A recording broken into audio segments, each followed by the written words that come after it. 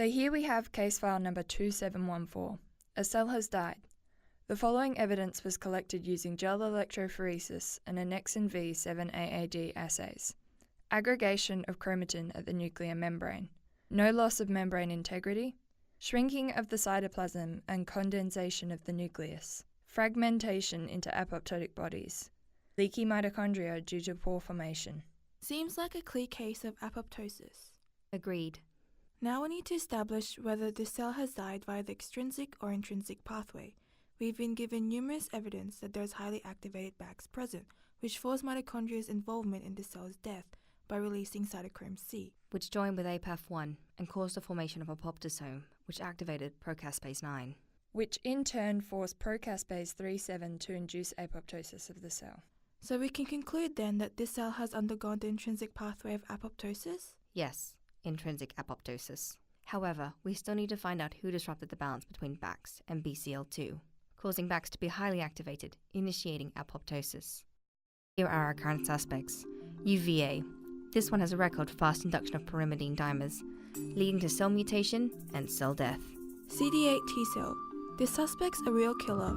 Previous charges include the murder of viral infected cells, the murder of damaged cells, and even the charge of murder for killing a cancer cell. Weapons of choice are perforin and granzyme. Benzopyrene. This suspect is toxic. Has previously worked with the enzyme CYP450. Together they form dial epoxide. As dial epoxide, they were responsible for reduction of deoxyguanosine in DNA. Benzopyrene has a record of mutating cells and cell death. As there is no presence of granzyme A at the crime scene, we can conclude that CD8 T-cell is out of the picture. So we only need to determine whether UVA or benzopyrene is guilty. Right, but both these suspects can induce intrinsic apoptosis. They can both downregulate BCL2 and upregulate BACs to force mitochondria to release cytochrome C and the cleaving of the caspases to initiate apoptosis. Wait, what's this?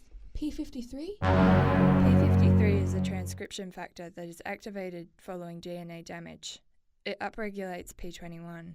P21 binds to cyclin E, CDK2, which inhibits the phosphorylation of RB, preventing the release of E2F.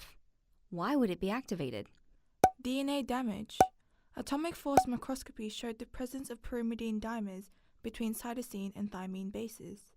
These pyrimidine dimers would have caused the DNA helix to bend, so DNA polymerase can't read the DNA template, causing mismatched base pairing, and thus DNA mutation, hence the initiation of apoptosis. But what causes pyrimidine dimers?